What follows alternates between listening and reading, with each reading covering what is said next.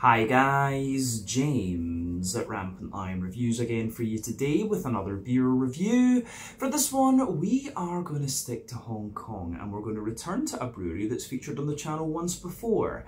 Now, the last beer that I reviewed from these guys, and the only one I've reviewed on the channel thus far, actually came a few months ago, and that was a really interesting one, a sour beer, and in a style that is not all that common these days, but it was a very quirky beer and really quite enjoyable. Now, the beer we're going to have a look at today is a completely different style. It's a style that's, it's kind of up and coming. It's sort of gaining popularity a little bit in different parts of the world. And I think this is actually the only sort of core range example of this style that I've seen in Hong Kong thus far. So this one should be quite interesting. I'm certainly very curious to see how it turns out. So hopefully it's another good beer. Hopefully it makes for an interesting review, and as always, I hope that you guys watching enjoy my take on this one as well. So yeah, for this review then, we are going to head over to Hong Kong Island. We're going to go to Wong Chuk in the south central part of the island to be specific, and that means that we're going to have a look at another beer from Black Kite Brewery.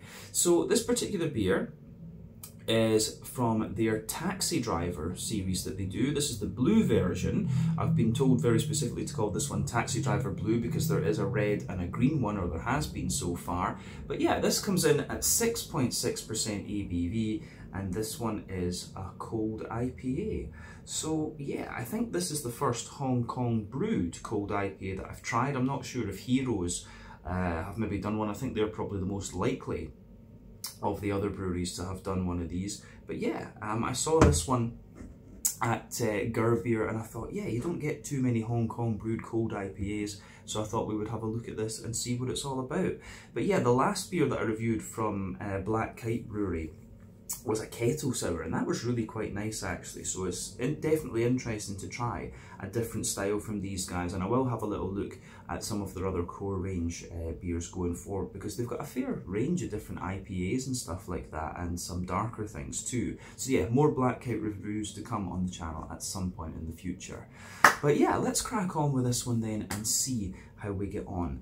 So, as always with my reviews then, I'll tell you a little bit about the brewery before we taste the beer. If you want to get straight to the tasting though, just fast forward. All the usual links can be found in the video description below. That's the brewery website, the link to my other reviews that I've done from Black Kite Brewery before, and we will no doubt add a few more reviews to that list at some point in the near future. But there's all the usual social media down there. If you want to see more reviews, do please consider subscribing to the channel. The support that you give is massively appreciated, and remember, you can go into the channel homepage and search for beer using the geography tagging system. So just go in there, use the little search bar, put in your hometown, state, county, province, whatever you like. If I've reviewed beers from the area that you search for, they will pop up. Failing that though, you can check out the playlist of beers from different countries. You'll find this one in the Hong Kong playlist along with a number of other things, and that is being added to fairly regularly at the moment. And yeah, we will continue to add to that as time goes on, but check out the playlist of beers from other countries as well. But yeah, let's go on to my brewery notes then, and I'll tell you a wee bit about Black Kite Brewery once again. So as I mentioned to you already, Black Kite Brewery are based in Wong Chuk, which is in the centre on the south coast of Hong Kong Island, if that at all makes sense. The middle of the south coast, I guess, is a better way to express it. But the brewery was founded back in 2014 by brothers David and Daniel Galley, who were both born in Hong Kong, but their families are originally from England. But Dan originally studied mechanical engineering at the University of Pennsylvania in the US, and he went on to work as a software engineer, while David studied economics at Boston University and then worked in compliance within the finance industry. But Daniel left the company in 2019, but David continued brewing, and he also teamed up with Tom Turner of Neon Cider, who's originally from Dorset in England, and this is he's running the first cidery in Hong Kong, and their cider's pretty nice actually. I've had a little taste of it. But he also used to brew for Young Master Brewery, and now he is the head brewer for Black Kite Brewery. But they rebranded in 2020 to change the logo to something a little bit simpler. And they also still want to show elements of Hong Kong on that as well. But over the years, they've continued to build up the brewery infrastructure and build up their sales, but they're still, you know, a relatively small operation. They're nowhere near the same size as the likes of, like Young Master, for example. They're the biggest by volume craft brewery in Hong Kong. But the name of the brewery, Black Kite, comes from the black kite bird, which can be often seen in around Hong Kong. You see them just dancing about on the little walls and the parks and stuff like that. And as of April 2024, when I'm filming this review for you, these guys have produced 55 different kinds of beer, according to Untappd. From what I've seen so far, they've got quite a big core range actually. They've got an IPA, double IPA, lager, I think there was a porter or something in there as well, if I remember correctly. So yeah, these guys do have quite a fairly extensive core range of beers, and we'll see about reviewing those for you on the channel at some point in the near future. But yeah, in my experience, solid brewery, and we need to do proper tastings for more of their beers. But yeah, that's everything I can really tell you about Black Kite Brewery for the moment. As of April 2024, 55 different kinds of beer so far, according to Untappd, and that's fairly solid for such a small brewery. These guys are very, very small from what I gather, so hopefully we can go and visit the brewery at some point. But yeah, let's leave it at that for the history section. As always, you can check out the brewery website. You can follow them on Facebook and Instagram to keep up to date with all the latest goings on, and you can check out the Rate Beer, Untappd and Beer Advocate pages to learn a wee bit more about all the different beers that these guys have done. But yeah, let's go on and have a wee look at the beer itself. So I'll just let you have a wee quick look at the can. This one is fairly simple and a bit different to the other Black Kite beers that you're going to find. You can see on the back here the characters. I think that is, yeah, for hire. Yeah, I think that is actually the English as well, because that's what you'll find in Hong Kong. You'll find the English with the Chinese characters, although they're trying to bring in like Putonghua, the Beijing dialect, a little bit more for obvious reasons. But yeah, it says on the back here, the cold IPA brings a punchy hop profile with a mild bitter finish. Enjoy all the characteristics of big bold IPA without any of the heaviness. The iconic Hong Kong taxi is given a beer treatment with Black Kite. Hop on for our second brew of Taxi Driver. So yeah, I'm wondering, because I'm sure there's a green and a red one of these. In Hong Kong, you'll find different colour taxis, and depending on what colour the taxis are, they're not allowed to leave. Yeah, they're not allowed to leave certain areas, if you like. Like in Kowloon, I think the taxis are red. I'm sure, I think in one area they're blue. Like out in Lantau in the New Territories and things, they're one colour, and then on Hong Kong Island, I think they're green, if I'm not mistaken. So yeah, I think there's 3 versions of this beer. Because yeah, there's 3 versions of this beer because of the yeah, just because there's 3 different colours of taxis here in Hong Kong, so it's kind of clever in that way. I'm not sure what's going on with the camera. It keeps sliding forward. I'm not sure why. Yeah, there we go. That's annoying. Just a second. Yeah, it's strange. I don't know if it's the phone sliding forward or what exactly is going on with it. But anyway, it's just annoying me. But yeah, as I said, it's 6.6% cold IPA. Let's get it out into the glass and see what it's all about. Very curious about this. So yeah, for those of you who don't know, the cold IPA is basically an IPA brewed at lower temperature. So essentially, when it comes to the difference between a lager and an ale, lagers are fermented at lower temperatures using bottom fermenting yeasts, whereas ales are fermented at higher temperatures using top fermenting yeasts. And the cold IPA, I believe, is brewed using yeasts that function better at the lower temperatures. So it's almost like a kind of lager IPA hybrid, but then of course India Pale Lager is the other thing. So I'm not 100% sure where the difference lies with these ones, or if they just use the IPA yeasts and put them at lower temperatures. So yeah, because obviously down to the simple chemistry of it, temperature, you know, a 10-degree difference in your temperature can double the rate of your reaction there or thereabouts. Depends on what exact reaction you're talking about. But yeah, your simple sugar to alcohol fermentation can be sped up and slowed down quite a little bit by your temperature, which is why lagers need a longer fermentation time than IPAs. But yeah, anyway, you can see then the head on this beer disappeared very, very quickly. When it came out, it had a lot of active carbonation in it. You could see there was about a half finger of a frothy, I would have said it's very slightly cream coloured head, but mainly white. But yeah, that's faded away to be pretty much nothing. You've just got a wee ring around the edge of the glass there. But you can see if I put my hand behind the glass there, lovely kind of pale golden straw colour on this one. And that's kind of what you'd expect of a cold IPA. Remember, the colour of your beer depends on a few things. One, the type of malts that you use. This goes a long way to determining your EBC rating. Two, length of your wort boil is also going to play a role, because the longer you boil the wort, the more the sugars caramelise, and thus you get a darker colour of beer. But any barrel aging that you do or adjuncts you put into the beer will affect its colour as well. But you don't often have to care about that with different kinds of IPAs, to be honest with you. So yeah, in terms of what you'd expect from a cold IPA, this colour looks pretty appropriate. You can get them, you know, slightly darker and more amber and stuff like that from what I've seen. But yeah, they do tend to be a bit more golden actually. So yeah, it certainly looks the part of a cold IPA. I don't think we need to say anything more about the appearance of this one. A little bit of active carbonation there, which is always good for a beer that's going to be a bit lighter. So yeah, let's have a wee look at the aroma of this one and see what it's all about. Yeah, it smells pretty nice actually, and it's kind of what you'd expect. Like, it has a little bit of with these beers, one of the big things, I was mentioning the IPL as a style before.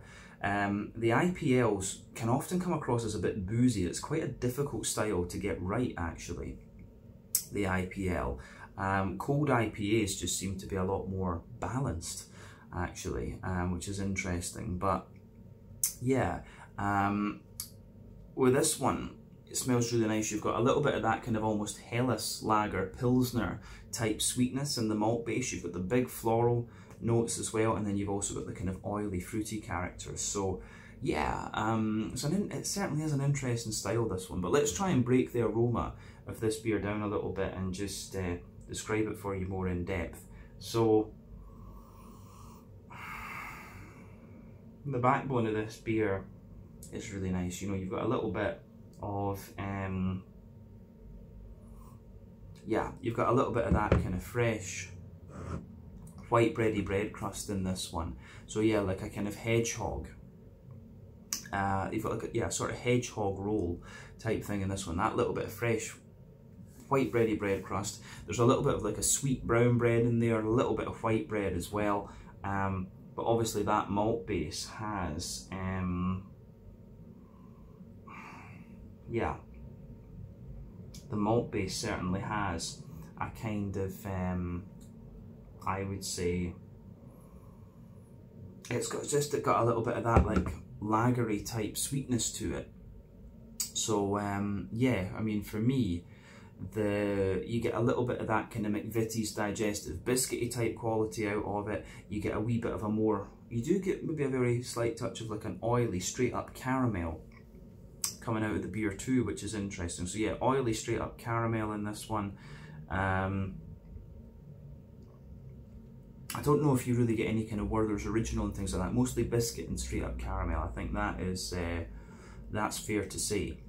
So yeah, mostly like bread crust, bready and things like that. A little bit of kind of sweet biscuit and caramel, and yeah, the way all of that goes together, I think, is really, really nice. So yeah, gets a thumbs up from me. On the I think that's everything we need to say about the malty side of the beer. Let's focus on the hoppy side of things.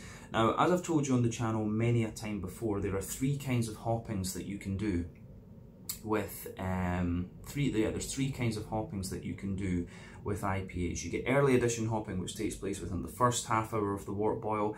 That gives you mainly bitterness and a deeper, danker aroma. Late addition hopping, which takes place within the last half hour of the wort boil, little bit of bitterness, but mainly flavour and aroma, and that gives you quite a bright green component, if you like.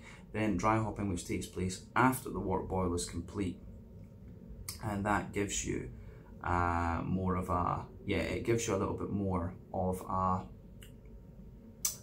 it gives you a lot of flavour on, but then like a really, really bright green component. I'm honestly not sure what they prefer to do with cold IPAs, whether they prefer to do late addition hopping and dry hopping mostly, or whether to add in a little bit of early addition hopping too. West Coast IPAs use all three, which is why they're deeper, you know, they're danker and more bitter and things, whereas New England IPAs tend to rely on late addition and dry hopping, which is why they're a bit kind of smoother and juicier and stuff like this.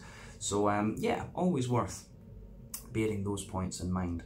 But yeah, I think the way this one just, it smells as if it's got a little bit of all three, but mainly late addition and dry hopping. So yeah, on the hoppy side of things, there's a little bit of earthiness in there, but quite a lot of floral aromaticity, and it's also got like a wee bit of spiciness to it as well. Good little bit of zesty, grassy character. Yeah, good little bit of like a zesty kind of grassy character in this one. And I would say, yeah, you've also got a good little bit of, yeah, there's a little bit, yeah, you get a little bit more of a kind of herbal note out of this one as well. There's like a sort of grassy herbal thing in the background. Nice little bit of like floral, floral aromaticity with a wee touch of spice, and then yeah, you've got more of a kind of zesty, grassy type character as well. So all of the things going on in this beer are quite interesting, I have to say that. Yeah, on the fruity side of things, it's a little bit hard to place. I mean, there's a little bit of like, it's quite hard to tell what hop this is. But it's definitely one that I've come across before. There's something about this beer that tells me it could be like a German hop in here, maybe like Mandarina Bavaria or something, but I don't think that's all that common out in Hong Kong. It's more likely to be a New Zealand hop, or an Australian one, something like that. American obviously as well, but yeah.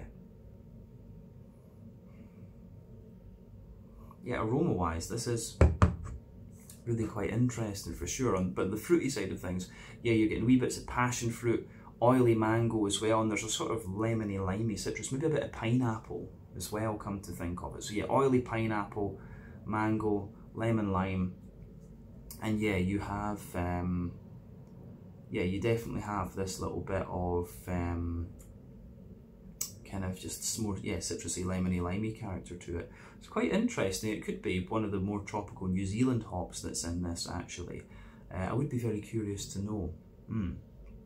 Okay, but yeah, as I always say, take a little bit of time to enjoy the aroma of the beer before you get stuck into it, but I think it is about time that we have a taste of this one and see what it's all about. So yeah, this is the Taxi Driver Blue Edition from Black Kite Brewery in Wong, Chuk on Hong Kong Island here in Hong Kong. Let's get stuck into this one. A 6.6% cold IPA, and my first Hong Kong brewed cold IPA as well.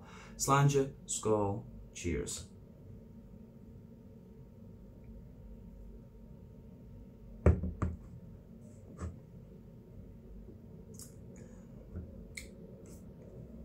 Yeah.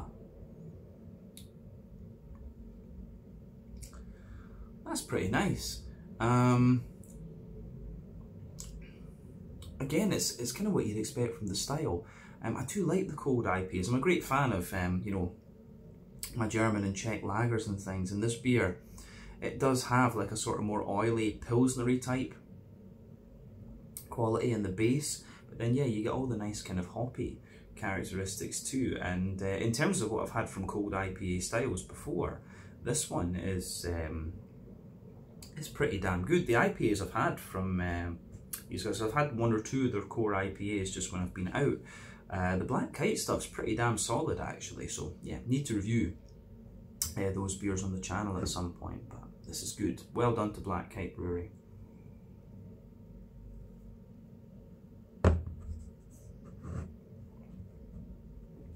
So yeah, everything you'd want from a nice IPA. You've got that little bit of hoppy bitterness, the oily fruits, and yeah, just that little bit of maltiness. I mean, these beers, the cold IPAs, are very much like, you know, lighter versions of West Coast IPAs, I would say. And this one certainly has a wee bit more of that hoppy bitterness to it as well, which is nice. So yeah, interesting stuff. On the flavour side of things, let's start in the middle third of the palate as we always do. So yeah, middle third of your palate then. You can feel the backbone of the beer. You've got that sort of fresh, white bready bread crust coming out of this one. That sort of hedgehog roll type thing. So yeah, that's the first thing you'll get out of this beer. As you move further forward on that middle third of your palate, there's a wee bit of like a woodiness and stuff in there, which is good.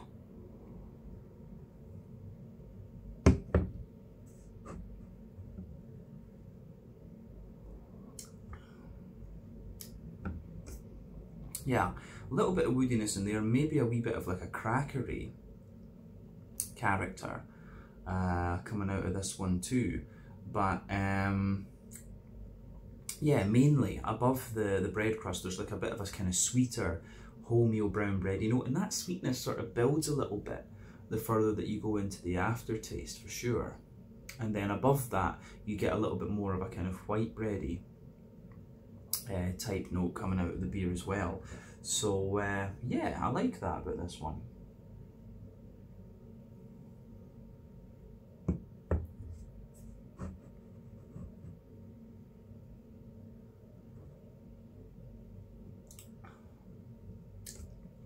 And then above all of that, you start to get the sweeter elements of the malt base in this one too. Yeah, it's got more of a... Yeah, I would say that this beer's definitely got more of a kind of... Like in the dead centre of your palate, there's definitely a bit more of like an oily, caramelly quality in there. So yeah, oily, caramelly note, wee bit of like a McVitie's digestive, biscuity, grainy sort of thing for sure.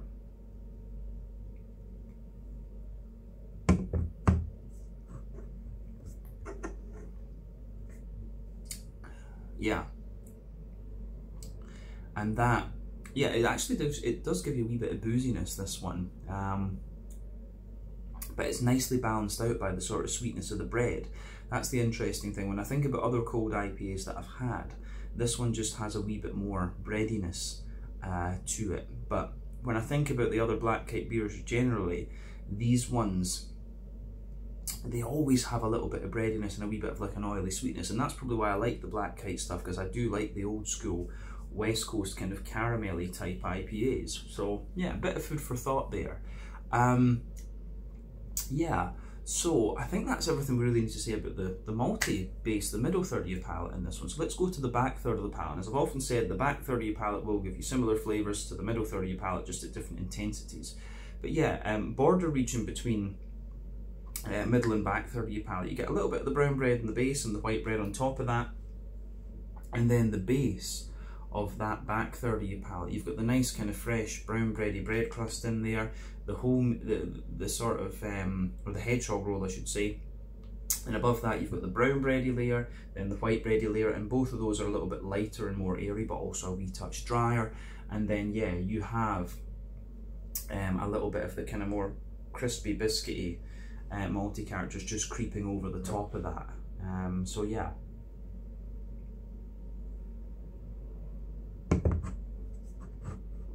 And then yeah, above everything else, you have the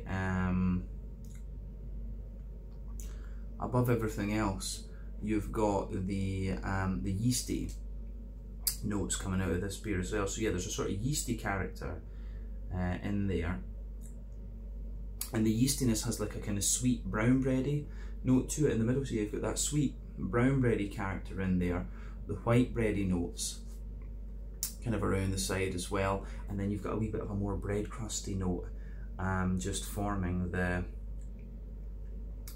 yeah, just kind of forming the edge of that yeastiness. And definitely you can feel back third of your palate, the flavour is taller. Then as you move further forward into the middle third of your tongue, it just kind of condenses down and squashes together that little bit more.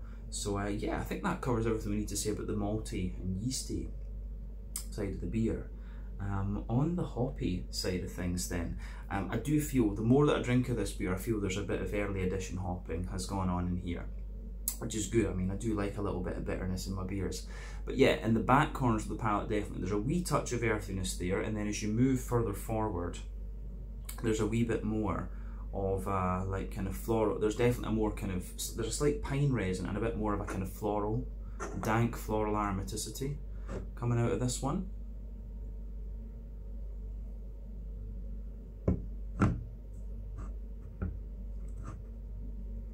Yeah, there's a little bit more of a kind of dank floral aromaticity to this beer. And yeah, you can feel that there's the pine resin comes out a wee bit further into the aftertaste, but as you reach the front corners of the palate, there's a little bit more of a kind of spicy floral aromatic note coming out of this one. And as you go round the front curve of the tongue, it's just a little bit lighter and more grassy, if you like. So yeah, a little bit lighter, more grassy, and there's a wee bit of like a zestiness in there as well. So yeah, the way everything sort of pieces together in this beer is really quite interesting. So yeah, interesting stuff, that's for sure. On the front third of your palate, I think we should look at the fruity side of the beer now. So let's look at front third of your palate. Border region between middle and front third of your palate, you get a little bit of brown bread build up and a wee bit of white bread in there. The base of the front third of your palate, yeah, the bread crust and the sweeter brown bread and a little bit of the white bread. But then you get that nice oily bubble where the juicy fruity esters just roll their way out of the beer.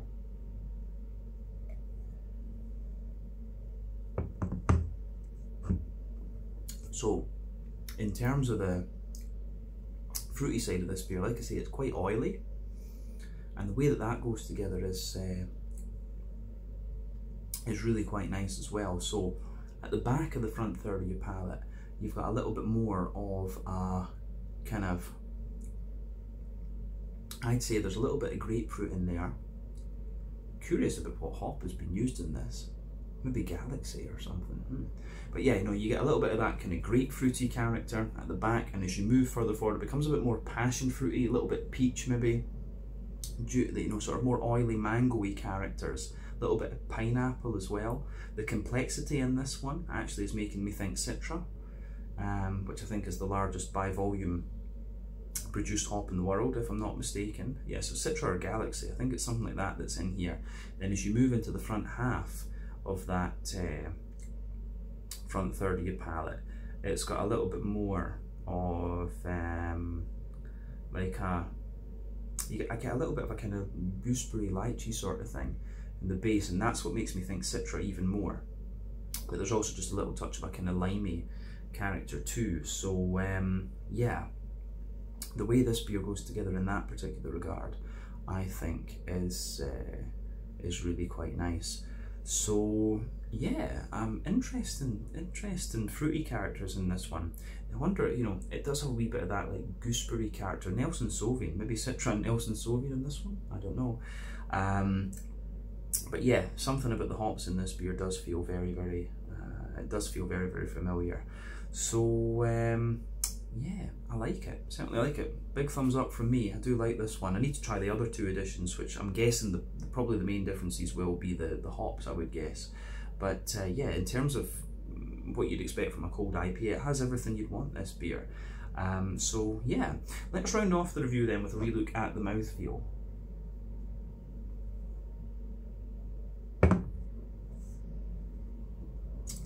So yeah, mouthfeel wise, this beer for me, it's like top end of light bodied, bottom end of mid bodied. The carbonation does have a little bit of a prickle to it. It's got a little bit of a slicker, more oily type note to it. And yeah, I do like how that pieces together. On the hoppy side of things, in terms of your hoppy bitterness and stuff like that, I would say this one, I think it's maybe got about 40 or 50 IBUs. It does feel a little bit more bitter than your standard kind of 30, which is used for the New Englands these days. I think there's 40 or 50 IBUs in this one. It could be more. Always take my IBU ratings with a pinch of salt. It's my weakest point of beer reviewing for sure. But yeah, for me, this one, yeah, 40 or maybe 50 IBUs I think is more relevant. But yeah, the malt base, you've got a bit of dryness. You've got a bit of dryness underneath, you've got some nice kind of breadiness in the middle and a wee bit of sweeter character on top. as you'd expect, and then with the fruitiness it's quite oily, and as I say, you get a bit of that pungent citrusy note and a wee bit of like a lighter tropical character as well. But all in all, really nicely done beer, this one, and certainly what I'd expect from a cold IPA. So yeah, I think we can leave it at that for this review. It's been definitely cool to return to Black Kite Brewery for the first time in a wee while. So yeah, once again, thank you for watching my beer reviews. Until the next time, please like, subscribe, share, all the usual YouTube stuff. Let me know your own thoughts on this beer in the comment section below. Let me know what your favourite beers are from Black Kite Brewery as well. We will return to these guys quite soon, I have no doubt about that. But this one was the Taxi Driver, 6.6%, Taxi Driver Blue Edition, sorry, a 6.6% cold IPA from Black Kite Brewery in Wong, Chuk over on Hong Kong Island. So yeah, once again, thank you for watching. Check out my social media, check out Black Kite's social media, and I will see you again in another review very shortly. Sláinte, skål, and cheers.